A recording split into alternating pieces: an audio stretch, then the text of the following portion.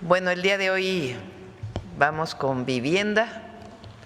Están la doctora Edna Elena Vega Rangel, secretaria de Desarrollo Agrario, Territorial y Urbano, el ingeniero Octavio Romero Oropesa, director general de Infonavit, Rodrigo Chávez, director general de la CONAVI, Rocío Mejía, directora general de Financiera para el Bienestar, Alfonso Iracheta, director general del Instituto Nacional del Suelo Sustentable, y Yabneli Maldonado, vocal ejecutiva del FOBISTE. Pero iniciamos lunes con quién es quién en los precios y cerramos con Diana, humanismo mexicano. Esos son los temas del día de hoy. En un ratito vamos a Tulum. Hoy es el día de la Fuerza Aérea Mexicana. Ahí en el aeropuerto Felipe Carrillo Puerto se inaugura la base aérea militar número 20. Entonces vamos a ir en un rato para allá y regresamos. Listo, adelante. Ah, no, va primero Iván.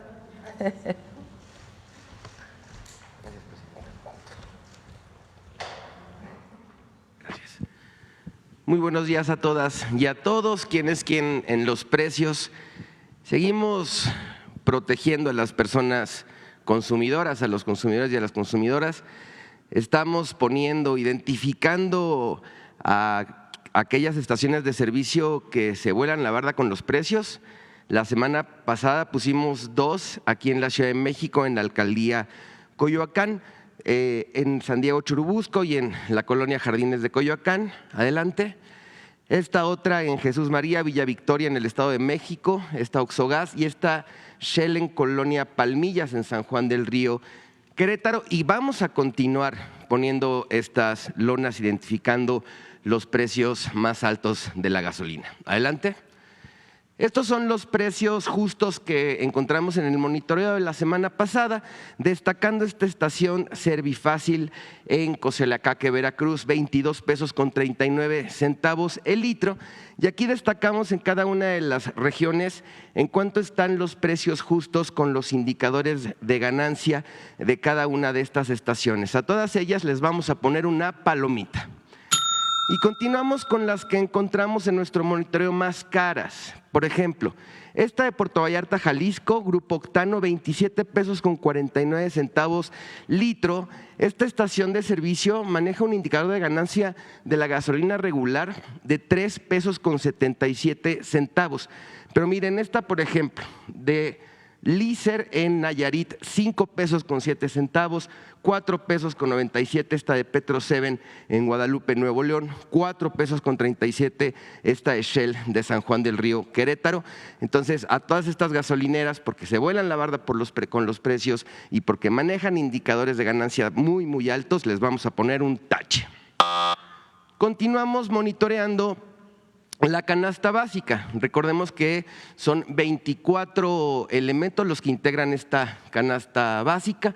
La más barata en el monitoreo, Coyoacán, Ciudad de México, Chedraui, Plaza América, 762 pesos con 60 centavos palomita. Y la más cara, Ley Juventud en Durango, 1,008 pesos con 50 centavos tache. Recordar que la canasta básica, por un acuerdo con la agroindustria y las tiendas de autoservicio, debe de estar en menos de 910 pesos. Adelante, por favor. 3 ciudades, Tultitlán, Estado de México, la más barata, 830 pesos con 40 centavos palomita. Bodega Aurrerá, Fuentes del Valle, 950 pesos con 10 centavos tache. Culiacán, Sinaloa, Soriana Hiper Zapata, 825 pesos con 50 centavos palomita. Y Ley Sinaloa, 934 pesos tache. Boca del Río, Veracruz, Soriana Hiper, 815 pesos con 30 centavos palomita. Y Walmart en este municipio de Veracruz, 964 con 90 tache. Continuamos monitoreando el precio de la tortilla de tortillería, sigue en promedio 23 pesos con 40 centavos, 602 tortillerías nuestra muestra. Aquí destacamos las más baratas que encontramos en nuestro monitoreo: en Puebla, en la colonia Volcanes, Ciudad de México, Azcapotzalco, Durango en el centro, entre 18 y 19 pesos, les vamos a poner una palomita. Y encontramos en este también monitoreo en La Paz, Sarita, Campeche, Moreno y en Cancún, Liam, estas tortillerías que manejan precios entre 28 y 29 pesos. Les vamos a poner un tache. Seguimos. Se acerca el 14 de febrero. Esta es información muy importante para todas y para todos ustedes. Miren, ¿cuánto puede haber de diferencia entre el mismo producto? Depende de dónde lo compremos. 4 ejemplos de presentaciones de chocolates, que es un detalle que comúnmente se da durante esta temporada por el Día del Amor y de la Amistad. Pero miren, este paquete de chocolates Rafaelo puede costar 59 pesos hasta 105 pesos, depende del establecimiento. Esta otra presentación de los famosos conejitos de chocolate, miren, 123 pesos lo encontramos en Chedraui de Guadalajara, 239 pesos en Sears. Muchas tiendas, muchos establecimientos aprovechan estas temporadas para incrementar muchísimo los precios. Por eso pueden encontrar en la página de internet de la Profeco el motor de quién es quién, y ahí va a haber muchísimos ejemplos de comparativos de precios de estos productos para este 14 de febrero. Miren, esta cajita de Hershey's Kisses en H-E-B León, 65.50. En Sanborns Cuernavaca, 125 pesos, el mismo producto. Ferrero Rocher, Soriana Hiper, 140 pesos. Campeche, Liverpool, 265, misma presentación. Los invitamos a que consulten la página de internet en donde están estos comparativos y otros más. Adelante, por favor. Recomendamos de la revista El Consumidor de febrero, quienes acostumbran a conocer personas a través de aplicaciones, que puedan consultar este artículo, está muy interesante para evitar riesgos y consecuencias. Adelante, por favor. Terminamos con los consejos Profeco de la semana. 1, si ves que la gasolinera tiene un tache visible, no cargues ahí, ubica otra donde no se vuelen la barda con los precios. 2, compara precios entre diferentes cadenas de supermercados, pues podrías ahorrar más de 245 pesos al momento de adquirir tu canasta básica. 3, consulta nuestro monitoreo del precio promedio nacional del kilo de tortilla. 4, si vas a regalar chocolates como detalle en estos días, revisa el monitoreo especial y paga mucho menos por el mismo producto. 5, revisa la revista del Consumidor de febrero, pues te daremos recomendaciones para cuidarte de fraudes si utilizas aplicaciones de citas. Nuestras redes sociales, nuestra página de internet. Muchísimas gracias, que pasen muy buen día. Gracias, presidenta. Gracias, Iván. Edna.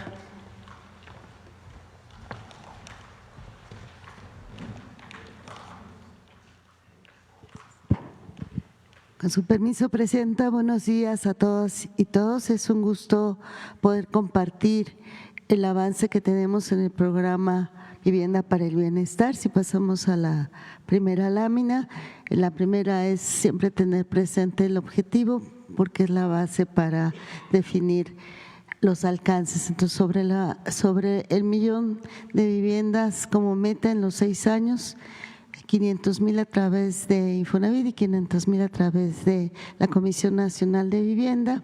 Para este año, 125,000 viviendas nuevas, 100,000 mejoramientos en la zona oriente del Estado de México, que como ustedes saben, el fin de semana anterior inició la etapa de entregas. El director de la Comisión Nacional va a dar el detalle. Y 120,000 escrituras para este año. Entonces, ¿cómo vamos en la siguiente lámina? De esta manera, ya tenemos una reserva territorial de 322 predios, 100% de la meta de 2025, y ya significaría entonces 2,260 hectáreas, 31 mesas técnicas de coordinación con los gobiernos estatales y municipales, 19 convenios ya suscritos, el resto está en proceso de firma, ya en acuerdo con gobernadores, gobernadoras, y es un tema ya de agenda para firmar esos convenios.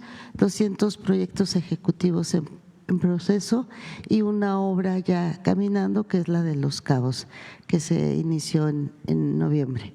Adelante. De la presentación anterior a esta, ya expresamos aquí cómo vamos en la distribución para el arranque de las obras en febrero, marzo y abril. Como ven, prácticamente ya tenemos 25 entidades donde iniciar la obra. Parece algo sencillo, tendremos que tener prácticamente 32, pero esto significa la consolidación de proyectos a través de la Comisión Nacional de Vivienda, donde pues 25 ya listos, en febrero serán 20.564 que puedan iniciar, en marzo 13.798 y en abril 17.998, lo cual nos da, superando la meta, poco más de 52,000 acciones. Aquí quiero precisar un poquito porque hay entidades que no están, pero significa que estamos todavía en proceso de pues concretar la factibilidad de los predios. Ya pues tenemos reserva en todas las entidades, pero falta un poco más para poder consolidar esos arranques de obra. Entonces podemos, en aquellos estados donde tenemos un poco más de condiciones, pues estar cubriendo las entidades que nos faltan. ¿Y esto qué significa? Bueno, la meta son 50,000 viviendas, representarán 235,000 empleos directos y 353,000 indirectos, y es importantísimo y es uno de los objetivos que nos ha planteado nuestro presidente en el sentido de la importancia que tiene la generación de empleos en este momento. Muchísimas gracias, presidente. ¿Quién sigue? Adelante.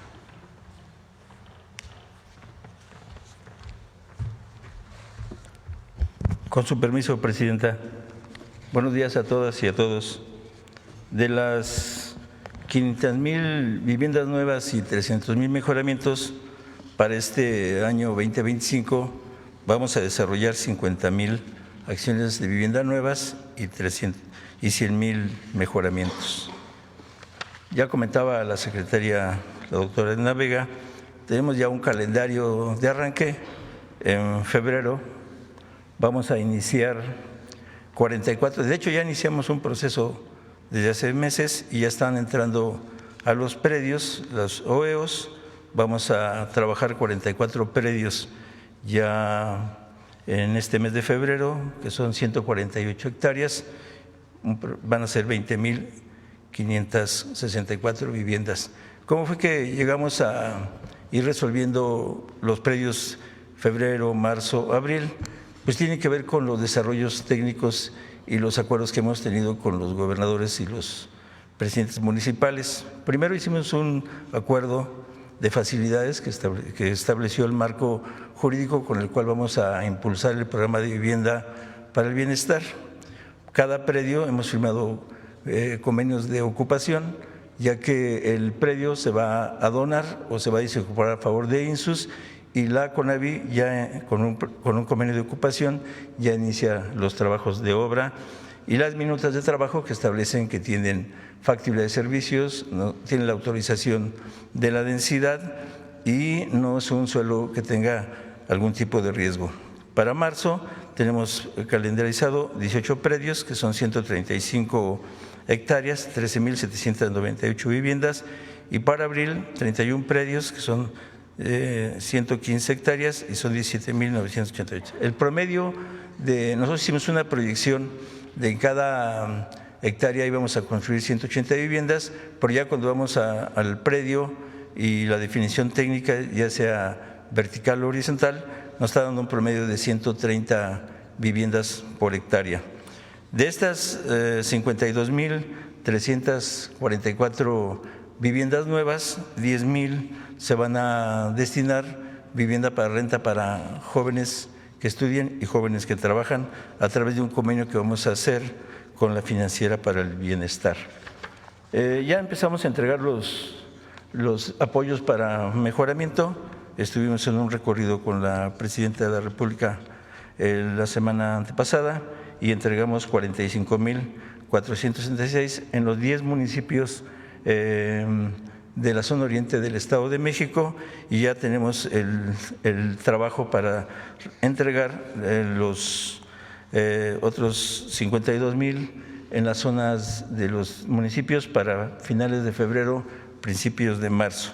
Es una inversión de un poco más de 4,000 millones de pesos. En total tenemos ya validados 97,500 familias, de esas ya entregamos 45,000 y ya estamos en ese proceso. ¿Qué etapa sigue? Una vez que arranquemos los trabajos de obra, pues sigue la convocatoria y el registro para los que van a ser beneficiarios del programa. Esto estaría pensado para abril-mayo. Se va a hacer una convocatoria por las vías institucionales a través de carteles, la página del CONAVI, asambleas informativas, visitas domiciliarias, y en el mes de mayo y junio iniciaremos el registro a través de módulos que se instalarán en los polígonos de atención prioritaria. Eso sería cuanto, Presidenta.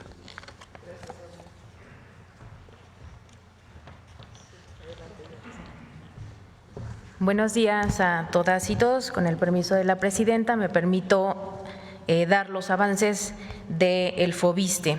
Aquí, adelante, por favor. Presento esta lámina solamente para tener presente que de la cartera que tiene el FOBISTE de poco más de 875,000 créditos, vamos a otorgar apoyos a más de 400,000 personas acreditadas, liquidando créditos, condonando intereses, congelando saldos, aplicando quitas y una mezcla de soluciones a más de 55,000. Aquí es esta lámina que presentamos la vez pasada para seguir este programa de apoyos. También recordar que estos apoyos serán de aplicación directa, simplificando trámites, dando prioridad a los grupos vulnerables como las personas pensionadas o jubiladas, la difusión continua de los programas de solución y comunicación directa con las y los beneficiarios. Adelante, por favor. Aquí vamos a iniciar con estos 149,000 apoyos para personas jubiladas y pensionadas. Vamos a liquidar créditos, vamos a aplicar quitas y condonar intereses. Ya en la semana pasada, en la Comisión Ejecutiva del FOBISTE, se aprobaron todos los programas de simplificación de trámites. Estos van a ser de forma directa y masiva desde el sistema. Aquí generalmente estos apoyos se otorgaban, sí, pero las personas acreditadas tenían que hacer una solicitud y llevar una serie de documentos, y ahora está todo esto simplificado para beneficio de las y los derechohabientes. Y una automatización de sistemas se van a aplicar de manera centralizada. Nos fuimos a los requisitos mínimos y vamos a hacer uso de la tecnología y medios de comunicación masivos para la difusión de los programas. Recordar también que nunca antes el FOBISTE se había comunicado como lo estamos haciendo a través de SMS, de WhatsApp, de cartas a través de CEPOMEX, y también informar que todos los apoyos serán retroactivos al 1 de enero de 2025. La siguiente, por favor. También nos dimos a la tarea de, después de revisar la cartera y el estatus en la que se encontraba, revisar toda la parte de la escrituración y los pendientes que tiene el FOBISTE. Y aquí informamos que de 2022 a la fecha se recuperaron 46,519 testimonios de un universo de operaciones cerrados entre 2010 y 2019. ¿Qué encontramos? Que del periodo de 2010 al 2024 todavía faltan 41,686. El Estado de México es donde tenemos más pendientes, con 10,035 testimonios por entregar a las personas acreditadas. Y queremos también informar que gracias al decreto emitido por el Gobierno del Estado de México para exentar de pagos de impuestos, derechos y actualizaciones de notarios revocados o fallecidos que no fueron inscritas, vamos a poder resolver 3,000 de estos 10,000, y vamos a buscar replicar este esfuerzo con los gobiernos a nivel nacional, porque este decreto no simplifica toda esta tarea que tenemos por delante. Adelante. En relación a la reforma de la ley del ISSSTE, donde están los 5 artículos que se reforman para el FOBISSSTE, la presidenta Claudia Sheinbaum Pardo el pasado 7 de febrero ya envió esta iniciativa que le permitirá al FOBISSSTE adquirir, construir, rehabilitar y arrendar vivienda de bajo costo a las y los trabajadores, y pues estaremos puntuales como institución, como ISSSTE y FOBISSSTE dando seguimiento a esta reforma. Es cuanto, presidenta.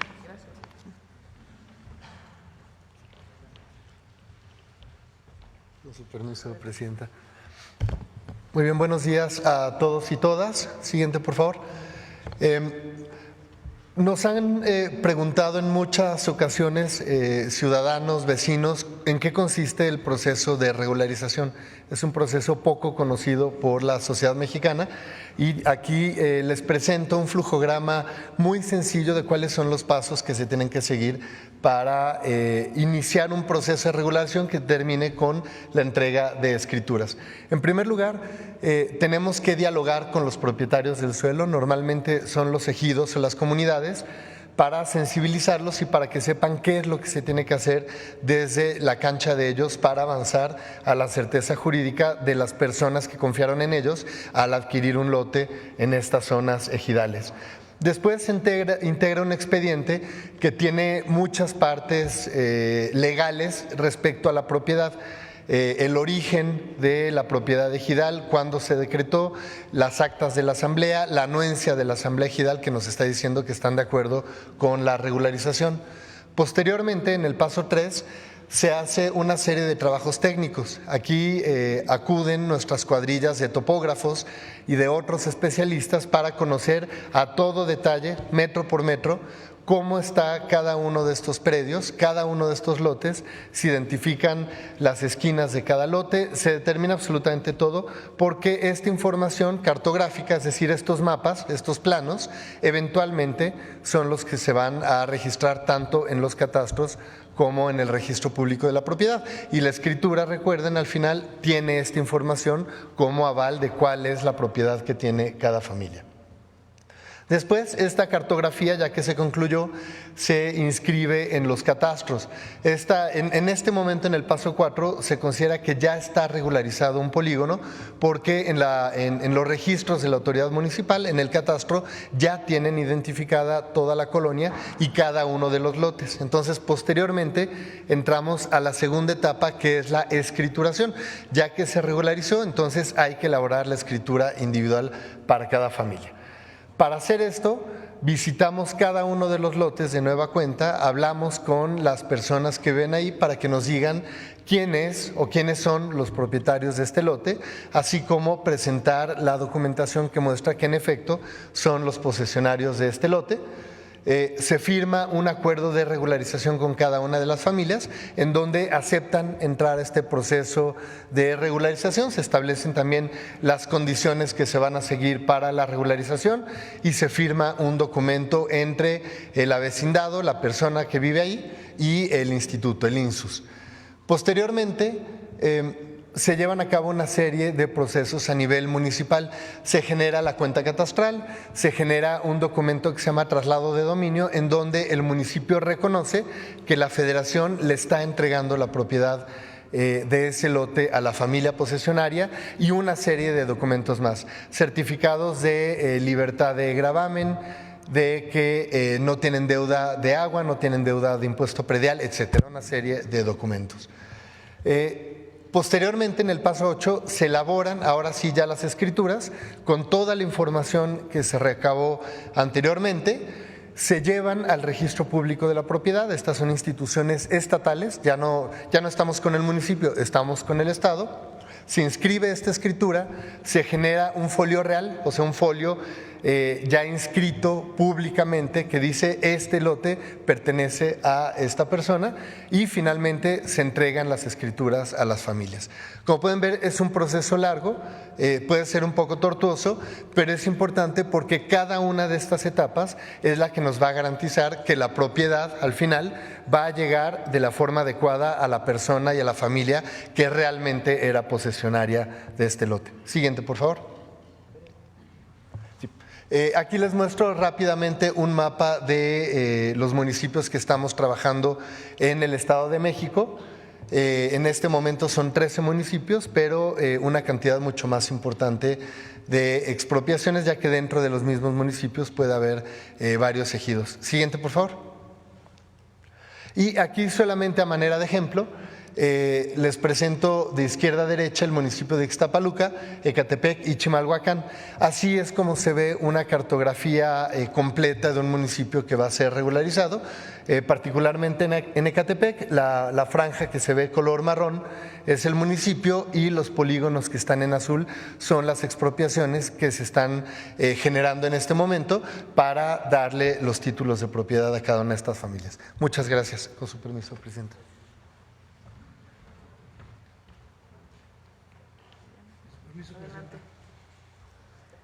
Muy buenos días, amigas y amigos de los medios de comunicación.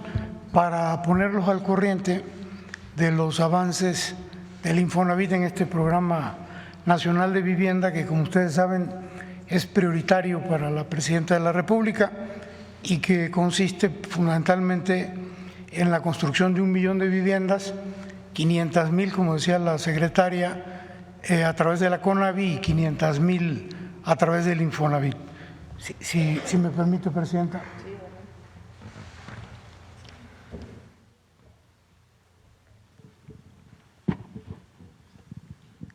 En cuanto a la reserva territorial, tenemos reserva en 29 estados de la República, reserva propiedad del Infonavit en 10, reserva federal, estatal y municipal en 24 y que será compartida tanto la reserva federal, estatal y municipal entre el Infonavit y la CONAVI en 11. Son los 29 entidades federativas, son 123 predios y que suman casi 360 hectáreas, donde tenemos proyectadas construir más de 61,000 viviendas potenciales en una lógica de 180 viviendas por hectárea. La que sigue, por favor. En cuanto a los proyectos arquitectónicos, les hemos comentado en otras ocasiones que tenemos un convenio con el Instituto Tecnológico Nacional y ya tenemos entregados uno de los proyectos arquitectónicos. En estos días nos entregan 9 proyectos arquitectónicos más y al finalizar el primer trimestre 104, de manera que tendríamos ya muchos proyectos arquitectónicos para desarrollar durante este año. La que sigue, por favor. Bueno, a hablar un poquito aquí del congelamiento de saldos de los 4 millones, ya hemos dicho, nada más para recordar, que en el Infonavit hay una cartera de 6.2 millones de créditos, 4 millones de los cuales fueron diseñados hasta antes de la administración pasada, de forma tal que en lugar de disminuir, aunque los derechohabientes pagaran intereses y capital, pues estos créditos aumentaban porque les incluían la inflación del salario mínimo. Entonces, 4 millones, le informamos a la presidenta, nos dio instrucciones de resolver todo y desde noviembre del año pasado, el 11 de noviembre, congelamos 2 millones de estos créditos. Por favor, la siguiente. Entonces, se congelaron 2 millones de créditos, significa que ya no suben, se quedan donde están, pero adicionalmente a ese congelamiento iniciamos un programa de quita de saldos, de disminución de intereses y de disminución de mensualidades. La que sigue, por favor. Entonces, la vez pasada les informamos que de los 2 primeros millones de créditos ya habíamos otorgado beneficios adicionales a 516,000.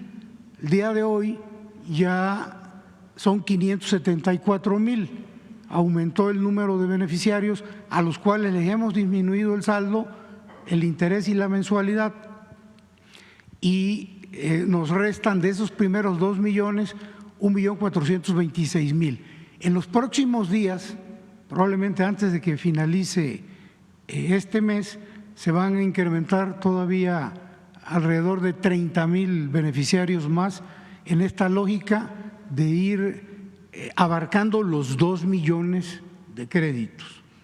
Entonces, estos beneficios adicionales han significado más de 12.000 millones de pesos en favor de los derechohabientes. La que sigue, por favor. Entonces, los beneficios adicionales, ya los comenté, son bajas de interés, mensualidad, reducciones de saldo. 524.000 van a disminuir la tasa de interés, 299.000 reducen su mensualidad, 125.000 tuvieron reducción al saldo. La quita más importante ha sido más de 4 millones a un solo crédito. Imagínense cómo iban subiendo estos créditos. Entonces, en algunos casos es un beneficio de los 3, en otros son 2 de 3 y hay ocasiones en que 3 de 3 para estos derechohabientes. La que sigue, por favor. Bueno, hablamos de que son 4 millones. Los siguientes 2 millones de créditos, que también tienen esta característica de que suben en lugar de bajar, van a obtener el mismo beneficio, se van a congelar y van a tener los mismos beneficios que los primeros 2 millones a partir de la reforma a la ley del Infonavit. Se van a congelar las mensualidades y van a haber beneficios adicionales. La que sigue, por favor. Traíamos por ahí un… ¿Sí? En términos de los otros 2 millones de créditos, se van a dar a partir de que se lleve a cabo la reforma de la ley del Infonavit, que probablemente sea el día de mañana.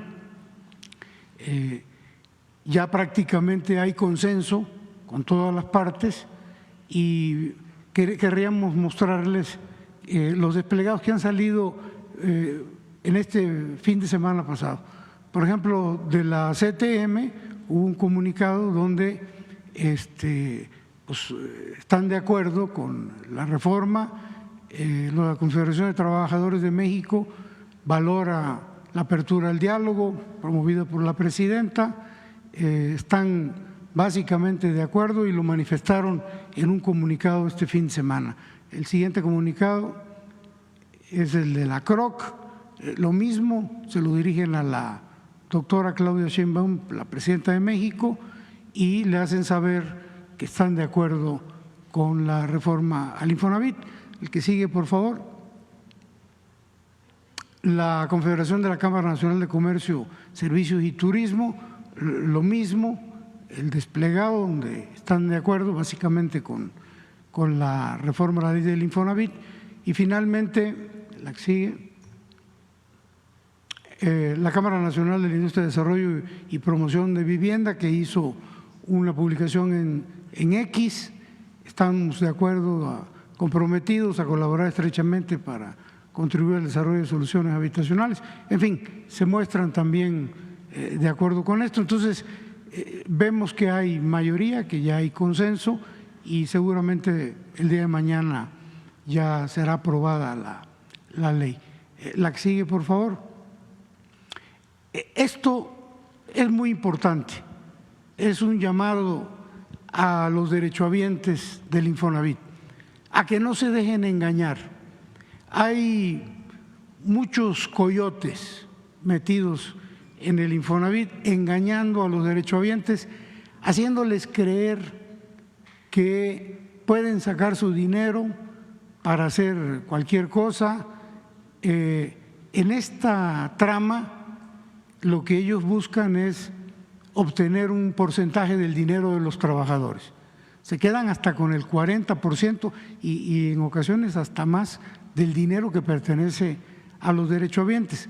Entonces, un llamado para que no se dejen engañar, y les queremos poner un ejemplo de esto. La que sigue. Por ejemplo, los coyotes son delincuentes. se anuncian haciéndose pasar por trabajadores del Infonavit y ofrecen un esquema de obtención de crédito en efectivo. Hicimos un ejercicio en días pasados. Un funcionario, una funcionaria del Infonavit se hizo pasar por una derechohabiente y se comunicó a un número. Fíjense lo que dice esta barda, hay muchísimas en todo el país, sobre todo en la periferia de las delegaciones del Infonavit, y dice: tu crédito Infonavit en efectivo, para lo que quieras. Ojo, el dinero de los trabajadores que está en la subcuenta de vivienda es fundamentalmente para dos cosas: para vivienda, para el que requiera vivienda a través de un crédito sustentado con su fondo, el que lo requiera, y el que no lo requiera porque por alguna razón tiene casa, la heredó o la adquirió de otra manera, el día que se jubile se lleva su dinero. Siempre ese dinero tiene esas dos finalidades: cumplir fundamentalmente con la vivienda, o el que no lo requiera para eso, para su pensión, el día que se retire. Aquí se los ofrecen para lo que quieran. Es el primer engaño. Al comunicarse esta funcionaria con este número, un supuesto asesor inmobiliario que se identifica con ese nombre afirmó ser parte del Instituto de Asesores del Infonavit. Eso no existe. Y miembro de la AMPI, que es algo así como Asociación Mexicana de Promotores Inmobiliarios. Bueno, por lo menos así dicen ellos que son.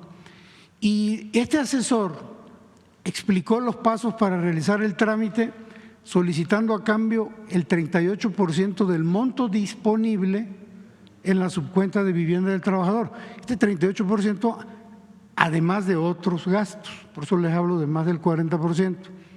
Aseguró trabajar con notarios registrados en el Infonavit y además mencionó que cuenta con oficinas en diversas ubicaciones: Chicoloapan, en Reforma Centro, en la Ciudad de México, en Tlanepantla, en la delegación del Infonavit, en Lomas Verdes y en Chalco. No existe registro de este señor en el Infonavit.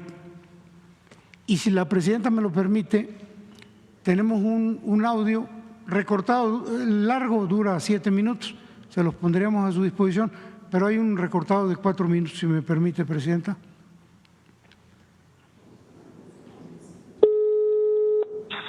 Hola, buenas tardes. Hola, buenas tardes. Buenas tardes, señorita. ¿En qué podemos ayudarle?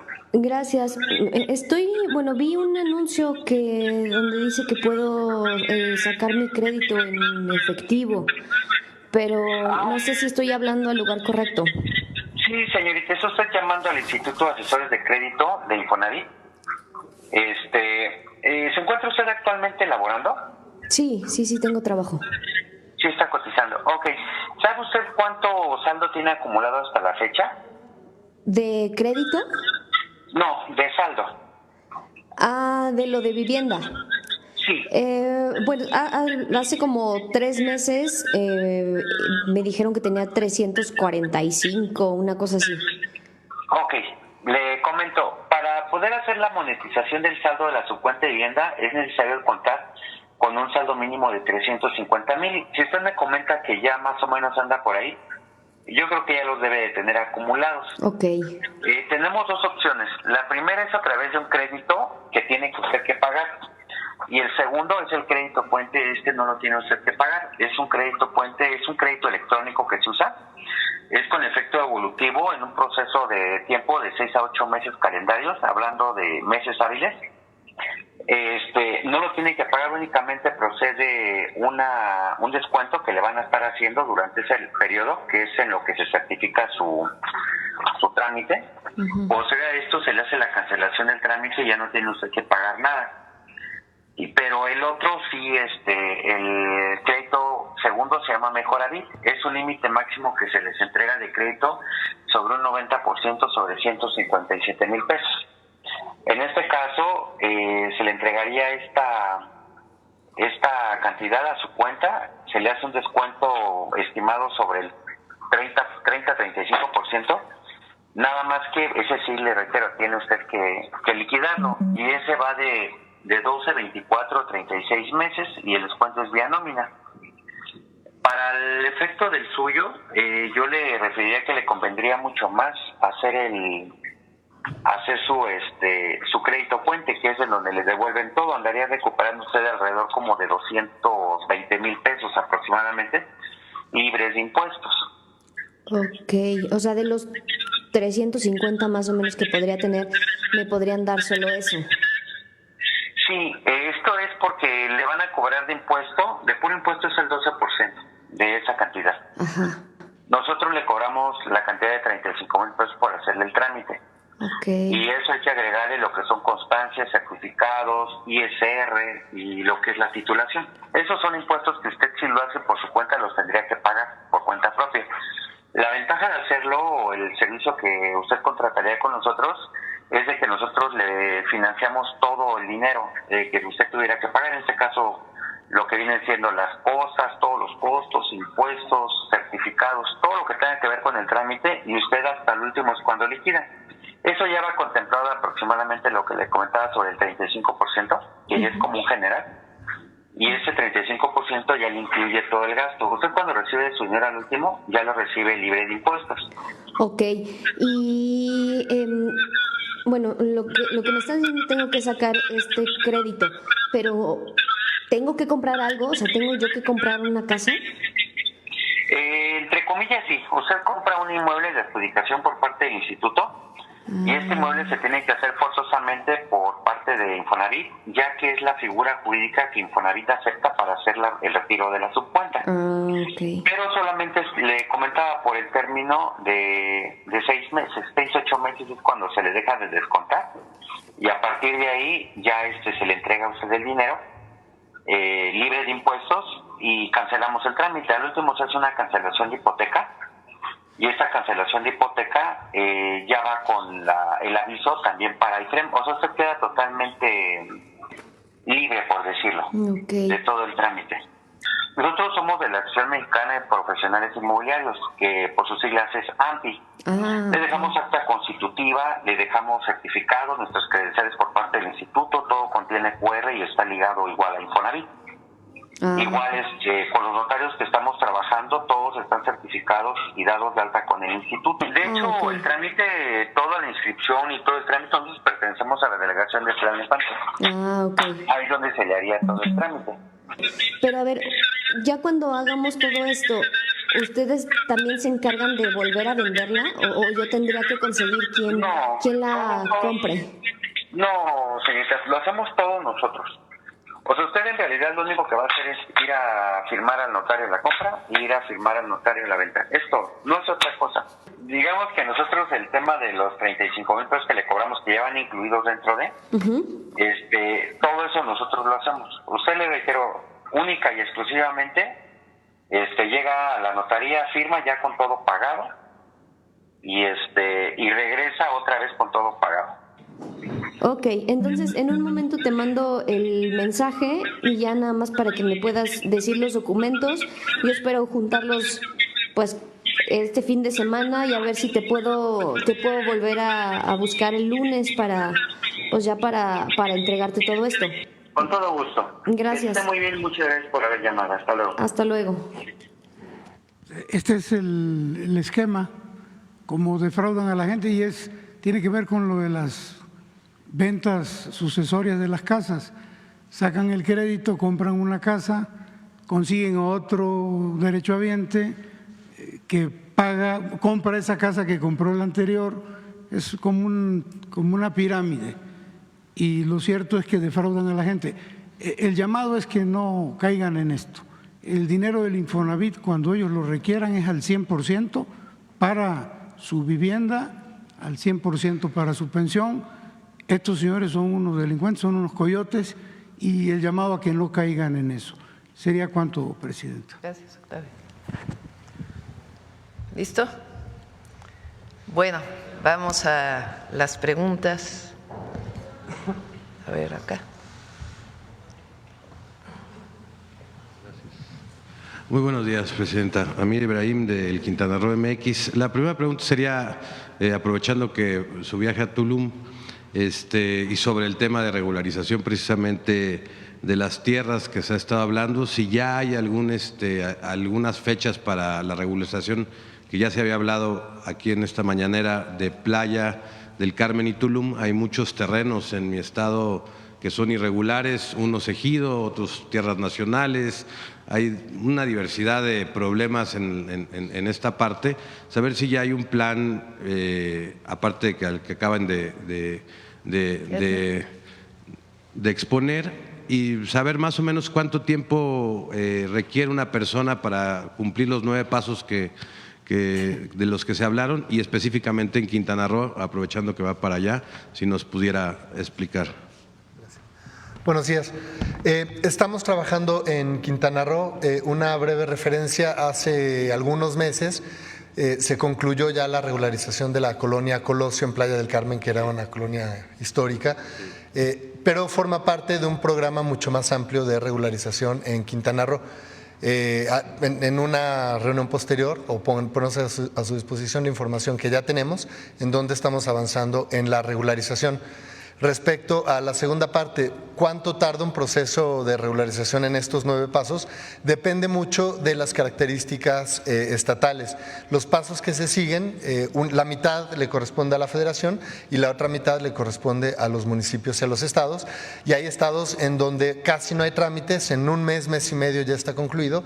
Hay otros en donde puede llegar a tardar hasta 6, 7 meses.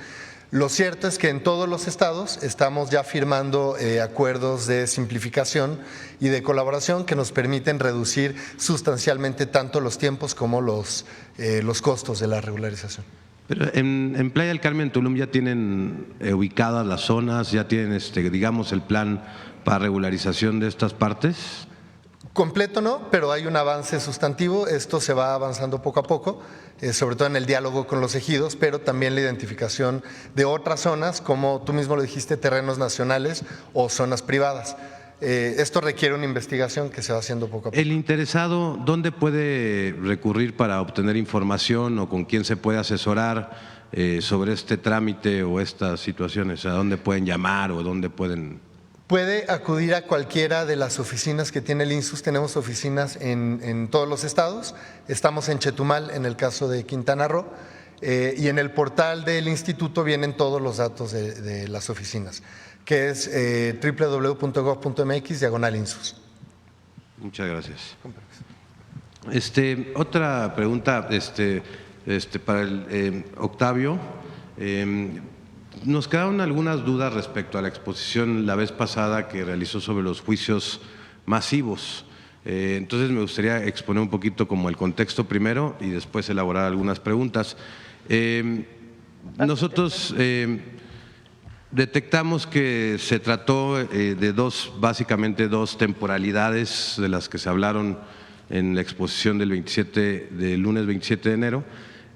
Una en el 2012, en donde básicamente la estrategia era aplicar juicios masivos, no notificar a las partes, hacer juicios en otros lugares en donde no estaban ubicadas las propiedades y, bueno, además efectuar lanzamientos de personas y que, bueno, pues eso afectaba mucho a la sociedad.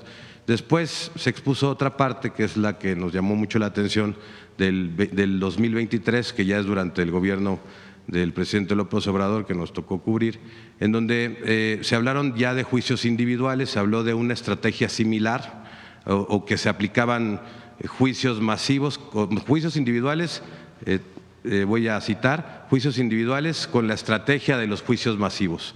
Entonces nos pusimos, digamos, un poquito a checar este tema y nos dimos cuenta de que efectivamente pues sí los juicios individuales sí estaban permitidos, que sí a diferencia de los otros sí notificaron mediante edictos, encontramos varios edictos.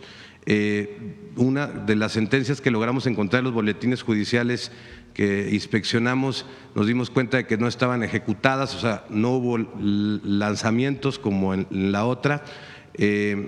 También se hablaron de juicios fast track, checamos la ley más o menos creo que un juicio de estos debe tardar 30 días en solucionarse y tardaron creo que un año, o sea, 12 veces más de lo que marca la ley y el Poder Judicial en esto. Y nos surgieron algunas dudas porque aparte pudimos corroborar que muchas de estas viviendas que se recuperaron en estos juicios del 2023 estaban abandonadas o estaban invadidas, como bien se dijo, y nos causó un poco de duda saber pues dos temas. ¿Por qué se le clasifica como corrupto a un procedimiento que sí estaba permitido, que sí se notificó, que es claramente muy diferente al del 2012, como el que se ejecutó? ¿Por qué es corrupto? Y dos, se hablaron de 29,000 millones en el primer caso del 2012 a despachos y después se hablaron en el 2023 de 9 despachos, en donde, bueno, no se esbozó la cantidad que se les pagó para ejecutar estos juicios. Entonces, nosotros notamos una diferencia significativa de los temas 2012, 2023 y nos gustaría que nos explique por qué son en el gobierno, pues bueno, de López Obrador, por qué en esta parte del Infonavit se ejecutó corrupción, pues no lo entendimos muy bien y no sé si nos pudiera por favor explicar por qué. Gracias. Sí. Dos universos, ¿no? El primero fue de 370,000 juicios masivos en todo el país, en el cual básicamente el derechohabiente que fue demandado de un estado no lo demandaban en su estado, sino lo demandaban en otro. Solamente hay una pequeña interrupción. Encontramos algunos contratos del Infonavit y al parecer, porque nos causó también eso mucha preocupación, o sea, de que de repente un juicio en otro estado de una vivienda, entonces detectamos en el mismo contrato que hay una cláusula que se llama la cláusula de jurisdicción, que establece precisamente en dónde se va a ejecutar el juicio en caso de que haya alguna controversia. Y al parecer el derechohabiente estaba también enterado, digamos, de que su juicio iba a ser en la Ciudad de México, aunque su propiedad estuviera, digamos, en Quintana Roo. O sea, que a la hora de firmar el contrato ya venía, digamos, establecido dónde se elaboraría el juicio en caso de que hubiese alguna controversia. Entonces, saber por qué el Infonavit permite firmar contratos en México, en la ciudad, por ejemplo, en la Ciudad de México, si la vivienda está en Quintana Roo, ¿por qué se establecen los tribunales de una ciudad que no corresponde a donde está la vivienda? También esa es una pregunta. Sí, nada más que los tiempos ahí permitía. No se permite actualmente. Okay. Eso se permitía y era una especie de letras chiquitas que seguramente el derechohabiente ni se enteraba de que aceptaba esta situación, a todas luces irregular. Entonces, 370,000 juicios que tenían la característica de que la vivienda estaba en un estado pero se demandaba en otro, con la finalidad de que la notificación no le llegara. Se notificaba por estrados y se ganaba el juicio, por eso se recuperaba tan rápido la vivienda. De ese universo, 207,000 derechohabientes quedaron sin vivienda porque se las quitaron a través de estos juicios fraudulentos y el Infonavit no las puede escriturar porque precisamente son juicios fraudulentos. El segundo universo al que te refieres, el segundo ejemplo, 2023. El de la Ciudad de México. ¿Sí? Aquí, a pesar de que hubo la prohibición por parte de la administración del presidente López Obrador, que quede muy claro eso, el presidente López Obrador prohibió los desalojos y los juicios masivos, y así lo señalamos la vez pasada. A pesar de que había esa prohibición, estos despachos demandaron a 63,000 personas bajo el esquema de demandas individuales, pero en realidad siguieron exactamente el mismo procedimiento de las demandas de juicios masivos. Eso significa que aquí en la Ciudad de México se demandaron a 63,000 personas, de las cuales más de 60 y tantas mil eran de otros estados y la gran minoría eran de la Ciudad de México. Entonces, fue una práctica totalmente irregular de los despachos porque se les había ya instruido que eso ya no se debía hacer desde la administración pasada. Y también lo que decía, y aprovecho para recordarlo, fue lo curioso de este asunto, porque todos esos 63,000 demandados solo fueron en una de las salas del Poder Judicial, en la sala número 60, si mal no recuerdo. De 76 salas, en una se llevaron a cabo estos 63,000 juicios, que por cierto los detuvimos. En la administración alcanzamos a detener que ya no siguieran, pero tenemos todas las evidencias y todas las pruebas de que estos despachos actuaron de esa manera. Entonces, no sé si respondí todas tus preguntas. Sí, porque fueron varias. Bueno, voy a nada más dice, ¿cuándo se le pagó a los despachos? Porque también encontramos el hecho de Coparmex, que sí hay uno de estos despachos que tuvo pues contratos de construcción y esto, y también estos juicios, que era miembro del Comité de Vigilancia de Infonavit, corroboramos también esa información que fue cierta. Preguntar cuánto se le pagaron a los despachos. ¿A poco la dudabas la información que dimos?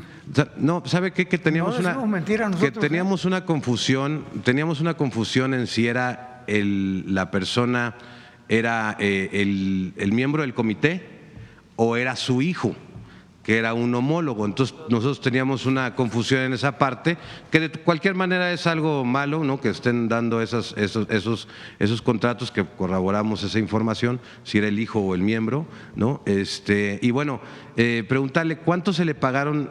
En el 2012 les pagaban 29,000 millones. No. Y en el 2023, ¿cuánto se le pagaron a los despachos? Fue una sucesión de pagos a lo largo de alrededor de 10 años, y ya la suma con el dinero actualizado fueron cerca de 30,000 millones de pesos, pero no fue un solo pago en un año, y probablemente sea el 2018 el año en que más se les pagó a los despachos. Okay. Esta cantidad es el acumulado de alrededor de 8 o 10 años. Y ahorita en el 23, del 18 al 23, a estos 9 despachos se les pagó otra cantidad de eso. Pero ya no como juicios masivos, sino como individuales. Individuales, sí. Ok, bueno, es que nuestra duda derivaba en eso, pero bueno, en que si eran masivos individuales, cuál había sido el tema de la corrupción. Pero bueno, solamente una pregunta más respecto a que caigan todos en un mismo despacho, en un mismo juzgado. Por ahí estuvimos más o menos investigando con algunos abogados que tenemos expertos, y nos dicen que cuando el juicio es similar o pertenece, digamos, a una característica similar, que en este caso creo que son juicios hipotecarios, civiles, cuando son cuando son casi lo mismo, caen en el mismo juzgado porque se resuelven, digamos, en el mismo sentido. Me explicaban, para no luego caer en contradicciones, porque es casi el mismo juicio. O sea, estamos hablando de personas que caen en cartera vencida por mucho tiempo, o que ya digamos temas así, que estos son muy similares los juicios, y que por eso muchas veces se acumulan en un mismo juzgado. Quiero preguntarle si en este caso del que estamos hablando, esta hipótesis podría ser cierta, o cómo le hicieron para que todos cayeran en un mismo despacho y resolverlos, digamos, de esa manera. Perdóneme, es que me quedan muchas dudas. Yo estudié Derecho. Yo no soy abogado, pero lo único que digo es que el sentido común indica que es una carga de trabajo tan excesiva como para que en un solo juzgado se resuelva. De todas maneras vamos a averiguarlo, pero no suena lógico.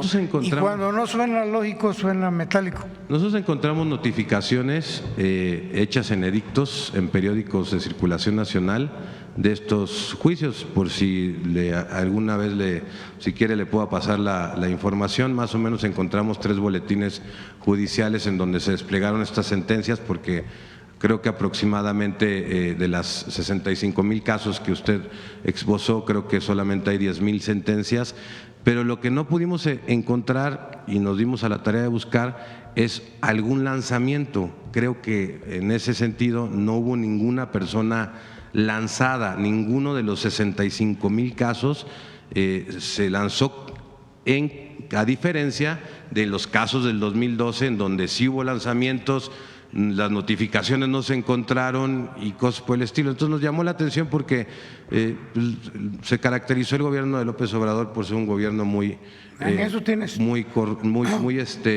correcto, ¿no? Y nos llamó mucho la atención que este tipo de mañas del 2012, 2018, pues también se dieran en el, ¿cómo se llama?, en el gobierno de López Obrador. No, tienes toda la razón del mundo. En el gobierno del licenciado López Obrador no hubo desalojo, hubo una prohibición expresa de parte del presidente, eso no ocurrió, tienes toda la razón. Y aquí en esta administración definitivamente se detuvo este tema de los 63,000. Muchas gracias, señor director. Muchas gracias, presidente. A ver, sí sería bueno lo siguiente, porque si no va a quedar la duda, ¿no? Antes del 2018, en 2 esquemas distintos, se prestaba al trabajador para construir su vivienda. El Infonavit dejó de construir vivienda y a lo único que se dedicó es a dar créditos para la vivienda. 2 esquemas distintos de créditos para la vivienda fueron completamente abusivos para el trabajador. Uno, el primero es de ¿qué fecha? ¿Qué fecha? Del 2013, 87 a 2013. 87 al 2013 es un esquema y después del 2013 al 2018. Estos esquemas de crédito que se dieron al trabajador, que lo ha estado explicando Octavio, pues eran créditos impagables porque cada vez se debía más en vez de cubrir el gasto de la vivienda y en determinado tiempo terminar de pagar la vivienda. Entonces fueron créditos muy abusivos en contra del trabajador. ¿Qué pasó entonces? Pues muchísimos trabajadores no pudieron pagar su vivienda. Si dejaron de trabajar en un lugar en donde ya no aportaban al Infonavit, pues se quedaban con la deuda del Infonavit. O algunos otros que tenían la deuda del Infonavit, pues impagable y siempre había descuentos. Para las personas que por alguna razón dejaron de pagar en estos créditos abusivos, ¿qué fue lo que se hizo? Contratar despachos para obligarles a pagar. Entonces, en vez de que el Infonavit hablara con los trabajadores y dijera, ¿qué problema tienes? ¿Por qué no puedes pagar? Se contrataron despachos externos, privados. ¿Y estos a qué se dedicaban? A hablar por teléfono a los trabajadores, a amenazarlos, a casi extorsionarlos. ¿Y qué pasó durante esa época? Hasta antes del 2018, no pagaste, te desalojo de tu casa. Y todo lo que ya pagaste, ¿quién sabe? Ese es tu problema. Entonces, eso fue lo que pasó. Y además de esto, se les notificaba que ya te iban a desalojar de tu vivienda en Chihuahua, pero vivías en la Ciudad de México. Pues, ¿cuándo te ibas a enterar? Más allá de que estuviera en los puntos chiquitos del contrato, de que te notificaron en Chihuahua si vives en Yucatán, pues nunca te vas a enterar.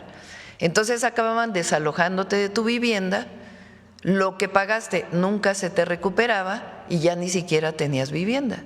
Un asunto completamente abusivo. Cuando llega el presidente López Obrador, dice, se acabaron los desalojos. Y además dice, ahora los créditos van a ser 500,000 pesos individuales a cada trabajador. Ya no se va a hacer eso de que crédito para construir este desarrollo que después acababa en fraudes y fraudes y fraudes. ¿Qué estamos haciendo ahora adicional a lo que hizo el presidente López Obrador? El Infonavit tenía 3 direcciones generales, o tiene hasta ahora 3 direcciones generales. La dirección general, que es la que ocupa Octavio Romero, tiene una dirección general en el mismo nivel de los empresarios y tiene otra dirección general en el mismo nivel de la representación de los trabajadores. Lo que estuvo explicando Octavio es que resulta que el del gobierno estaba en minoría y estos dos se ponían de acuerdo para seguir haciendo negocios al amparo del recurso de los trabajadores. Entonces, el director del Infonavit podía no enterarse o podía incluso, como hizo Carlos que fue director del Infonavit, decir, a ver, que entre la Auditoría Superior de la Federación a revisar lo que hay en el Infonavit, y estos dos se ponían de acuerdo y decían, no, fíjense que aquí no entra la Auditoría Superior de la Federación. Entonces, ¿qué es lo que estamos haciendo ahora? Decir, a ver, hay un director del Infonavit, hay un consejo tripartita entre trabajadores o representación de los trabajadores empresarios y el gobierno. Y es una sola dirección, pues, que decide colectivamente cómo se dan las viviendas. Y además, ahora se permite al Infonavit construir vivienda para que realmente se cumpla la función del Infonavit. Entonces, ese es, digamos, el problema que ocurrió durante los 6 años del presidente, que a pesar de la honestidad del presidente, de la honestidad de la dirección del Infonavit, pues estos dos se ponían de acuerdo y hacían sus negocios.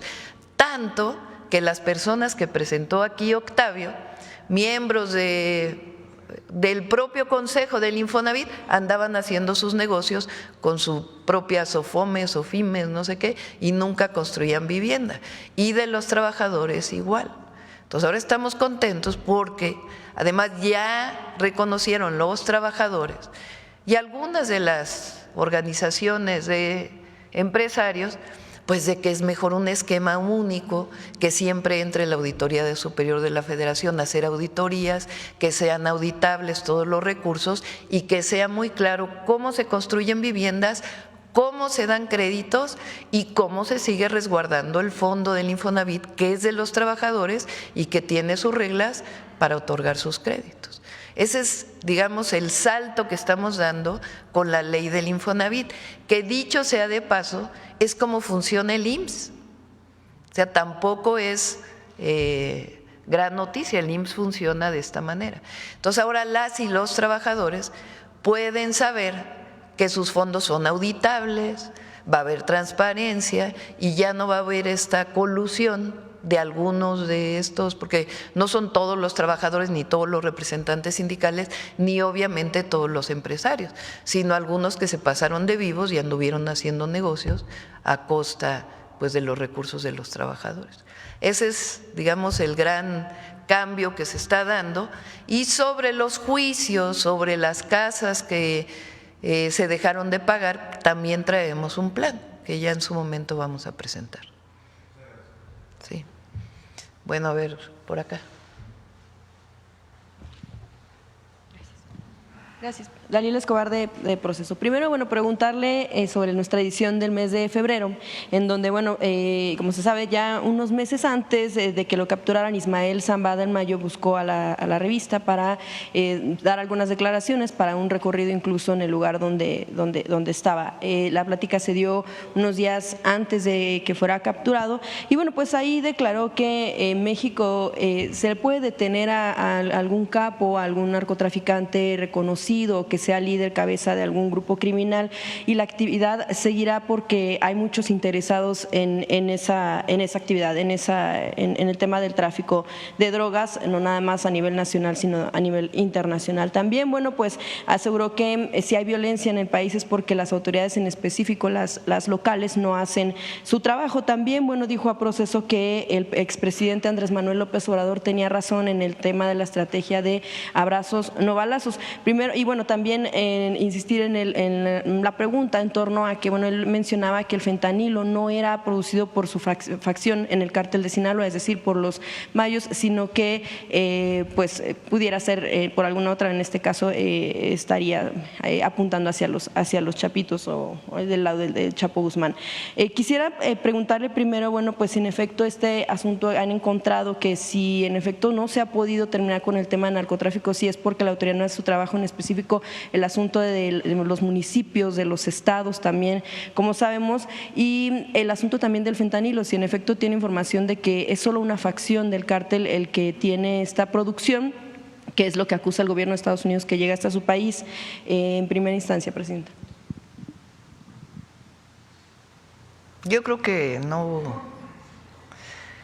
El narcotráfico tiene que ver con la demanda.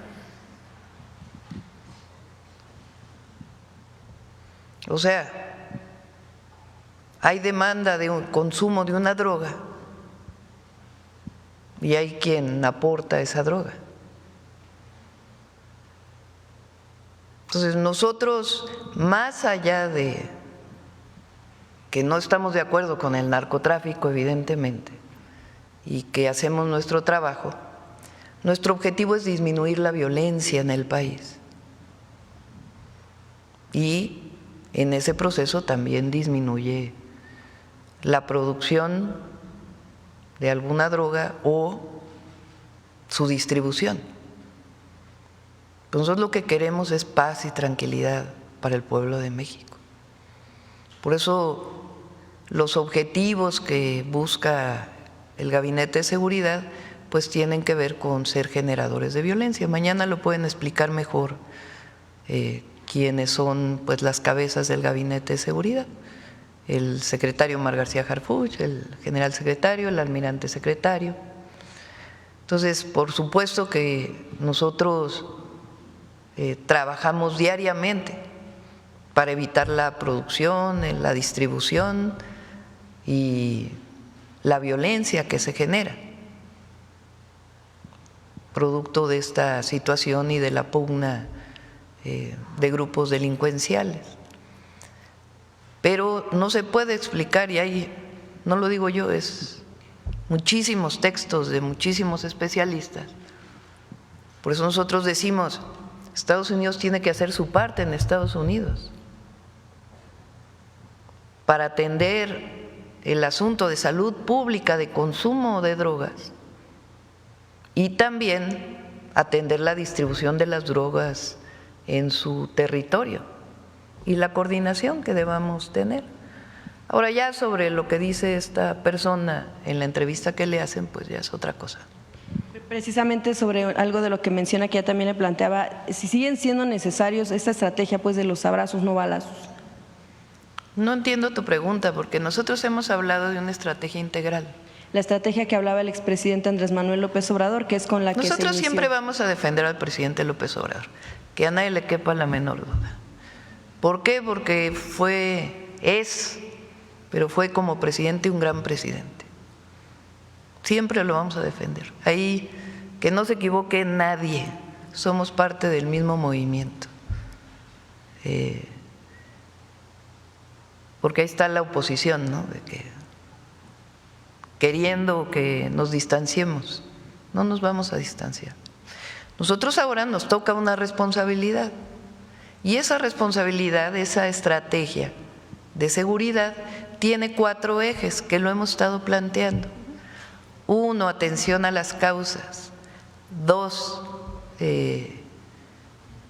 fortalecimiento de la Guardia Nacional.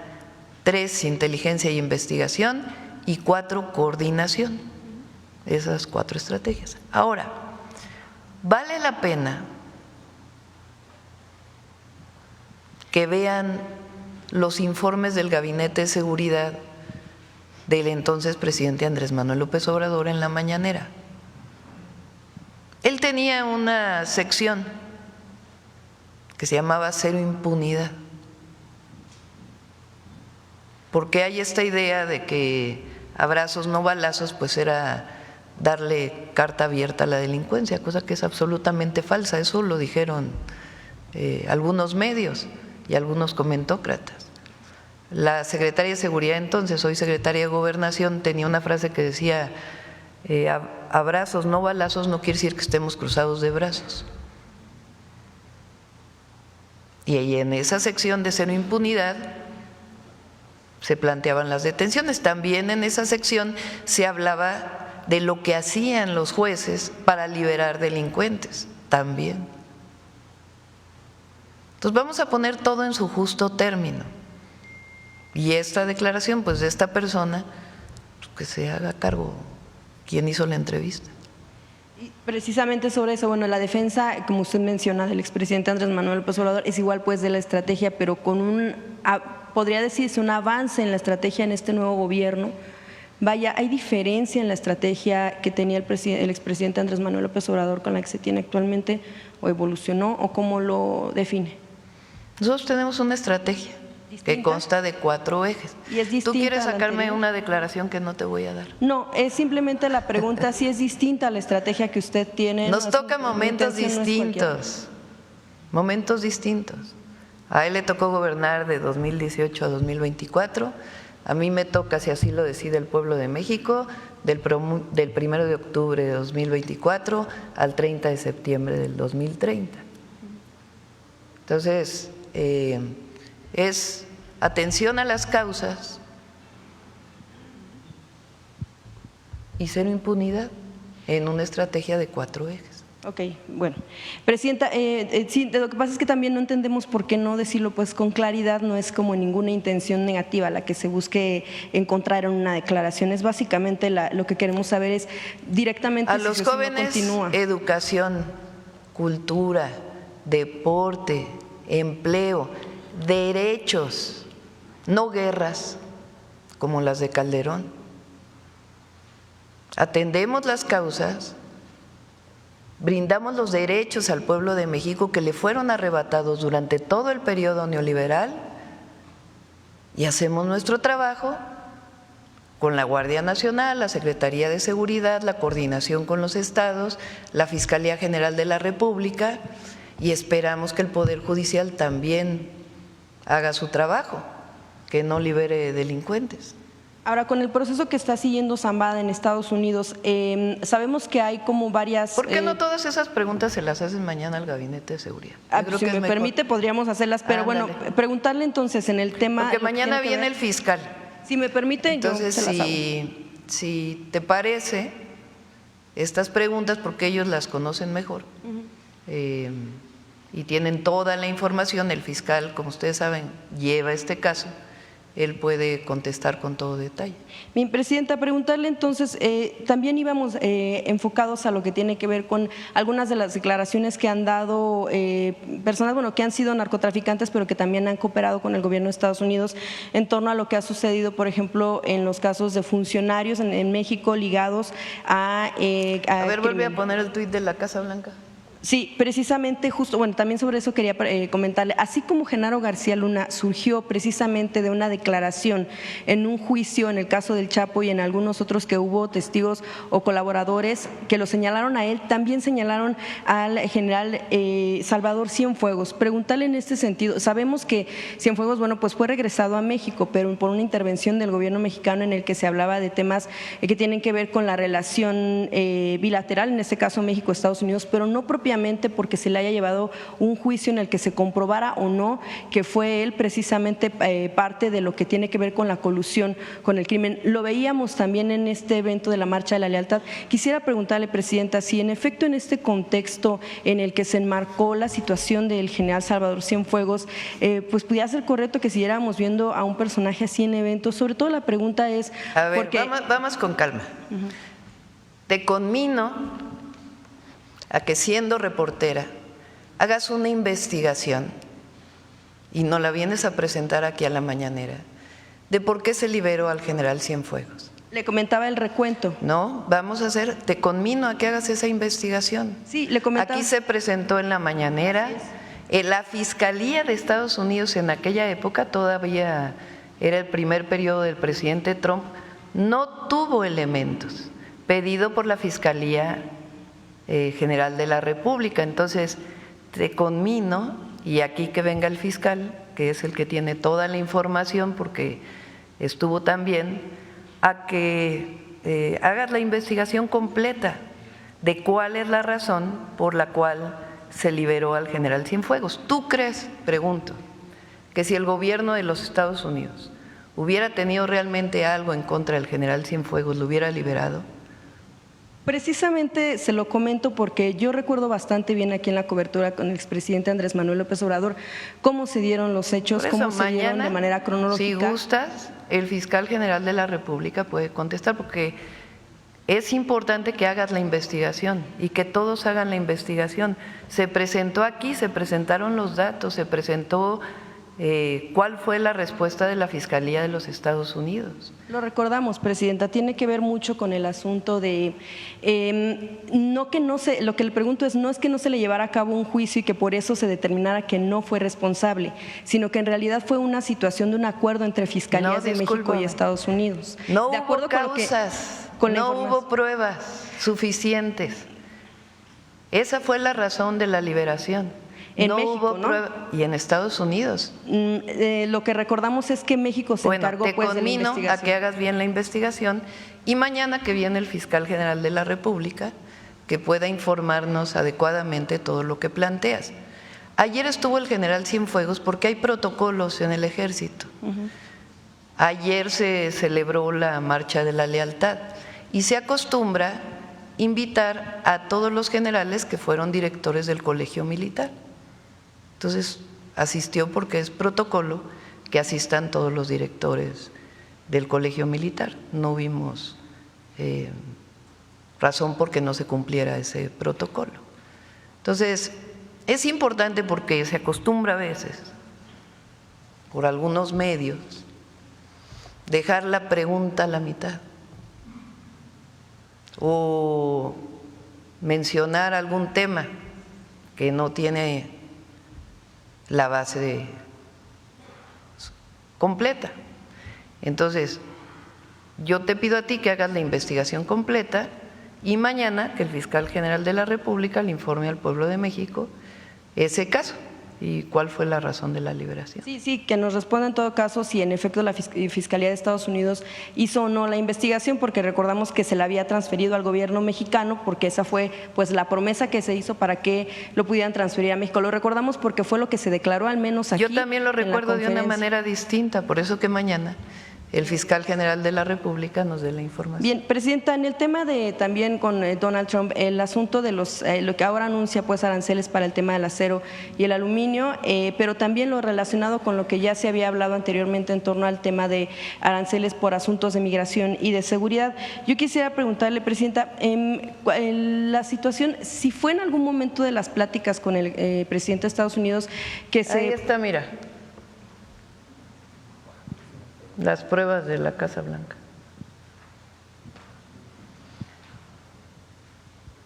Porque de eso no habla el PAN, ni el PRIAN, ni algunos medios. No les gusta. Presidenta, preguntarle sobre el tema de los aranceles. Le mencionaba yo, le preguntaba sobre el tema de los elementos que México envía hacia la frontera.